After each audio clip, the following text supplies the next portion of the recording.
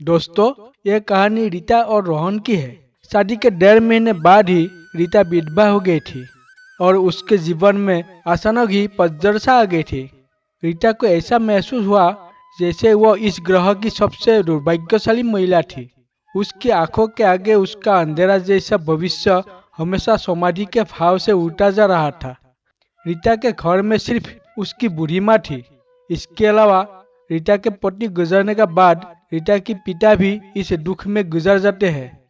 एक बड़ा भाई था, लेकिन वह सबको धोखा देते हैं और अपनी पत्नी के साथ कहीं और रहने चले जाता है। इसलिए अब रीता को लगा था कि जिंदगी में कभी भी खुशी उसके दरवाजे पर दस्तक नहीं दे सकता। हमें यहाँ रोहन के बारे में चर्चा करनी चाहिए। रोहन की शादी काफी समय से सकारात्मक रूप से चल रहा था। हालांकि उस समय उसकी पत्नी का किसी अन्य व्यक्ति के साथ चक्कर चल रहा था और वो उस दूसरे आदमी के साथ खुलेआम बेवफाई करने लगी। फिर कुछ ही दिनों में वो रोहन से अलग हो गई और दूसरे आदमी के साथ शादी कर ली। रोहन अपनी पत्नी से बहुत प्यार करता था, लेकिन तलाक देने के बाद वो अपनी पत्नी के बिना बिल्कुल ही अकेला सा हो गया और अपनी सुनसान वीरान जिंदगी अकेला ही काटने लगा। और तो और वह नहीं जानता था कि अब उसका भविष्य कैसा होगा। कभी वह फिर किसी से दोबारा शादी कर पाएगा या नहीं। तभी एक दिन रीता और रोहन दोनों ही किसी की शादी की समारोह में जाते हैं। रीता की एक सहेली रोहन को जानती थी और उसी ने ही उन दोनों को मिलवाया। सूरत में रोहन से मिलकर रीता को अच्छा नहीं लगा था, क्योंकि रोहन अपनी पत्नी के बारे में निगेटिव बातें कर रहा था और यह सुनकर रीता को रोहन पर गुस्सा आ रहा था कि वह औरत के बारे में इतना गलत कैसे बोल सकता है। लेकिन बाद में उसकी सहेली अंजू ने बताया कि रोहन बहुत दुखी लड़का है। वो अच्छे खासे पैसा कमाता है और उसके परिवार वाले भी बिल्कुल सीधे हैं। फिर भी उसकी पत्नी ने किसी अन्य व्यक्ति के साथ चक्कर चलाया और इस बेचारे को धोखा दे दिया और अब रोहन दिन रात रोता ही रहता है। यह सुनकर रीता का दिल भर गया। वह मन में सोचने लगी कि एक शरीफ लड़के को मैं बिना मतलब ही बुरा समझ रही थी। उसी दिन से रीता के मन में रोहन के प्रति प्रेम उभर पड़ा।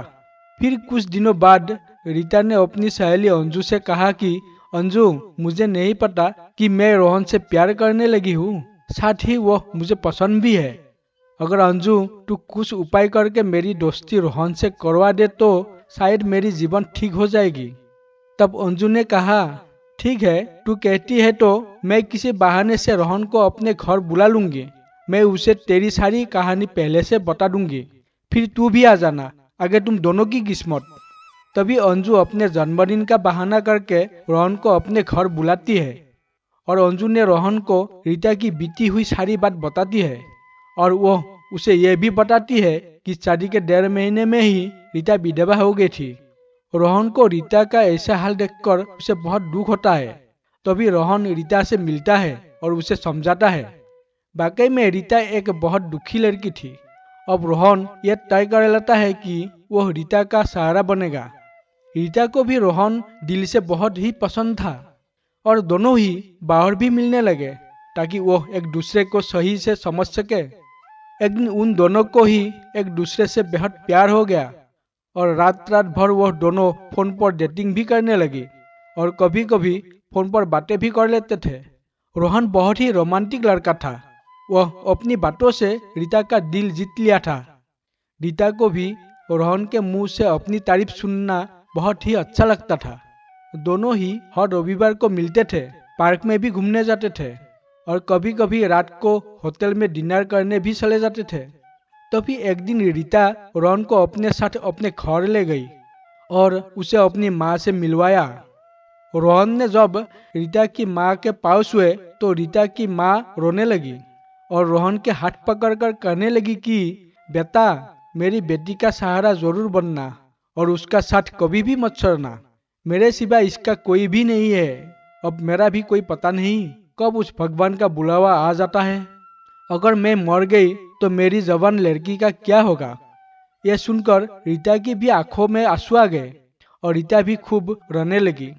तभी रोहन ने कहा कि माँ जी, आप बिल्कुल चिंता ना करें, रीता का मैं मरते दम तक साथ नहीं छोड़ूंगा और आपको भी कुछ नहीं होगा और आपकी बेटी का मैं जिंदगी भर ही ख्याल रखूंगा। यह सुनकर रीता की माँ और रीता को बहुत ही अच्छा लगा और रीता रोहन का हाथ अपने गालों पर लगाकर रोती है। तभी एक दिन दोनों ही पार्क में बैठे थे तो रीता ने कहा कि रोहन, तुम अपने घर वालों से मुझको कब मिलवा दोगे? रोहन ने बात टाल दी और उससे प्यार भरी बातें करने लगा और कहा, रीता, मैं तुम्हारे बिल्कुल नजदीक आना चाहता हूँ, बोलो तुम मुझे अपने करीब कब आने दोगे?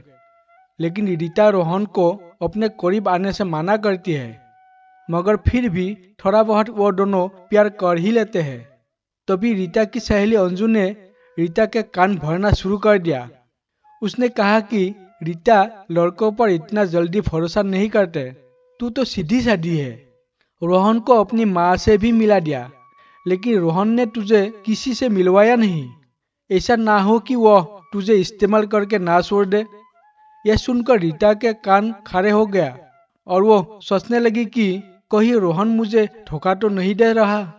उधर रोहन यह सोच रहा था कि मैं रीता को अपने घर कैसे लेकर आऊं। मेरा घर बिल्कुल छोटा सा है और मैं उसे अभी नहीं बताऊंगा कि उसके लिए मैंने एक घर बुक कर लिया है और पैसा जमा भी करवा दिए हैं और बाकी की मैं बैंक से किस्त बनवा लूंगा। 1 महीने बाद रोहन का जन्मदिन था। रोहन ने सोच रहा था कि मेरे जन्मदिन पर ही रीता को सरप्राइज दूंगा और तभी रीता और उसकी माँ को भी घर बुला लूंगा। उसी दिन रीता से शादी की सारी बातें करके उसे सगाई की रिंग भी पहना दूंगा, क्योंकि रीता के परिवार में और कोई नहीं है, इसलिए सारा कार्यक्रम रीता और उसकी माँ के सामने ही हो जाएगा। अगले दिन रीता रोहन को फोन करती है और सब कुछ बताते हैं और उसको मनवा लेते हैं और दोनों का शादी बहुत खुशी से हो जाता है। साथियों, आपको ये वीडियो कैसा लगा कृपया कमेंट बॉक्स में बताएं। अगर आपको ये वीडियो पसंद आई तो वीडियो को शेयर करें और चैनल से जुड़े और चैनल को सब्सक्राइब करें। वीडियो को एंड तक देखने के लिए बहुत बहुत शुक्रिया।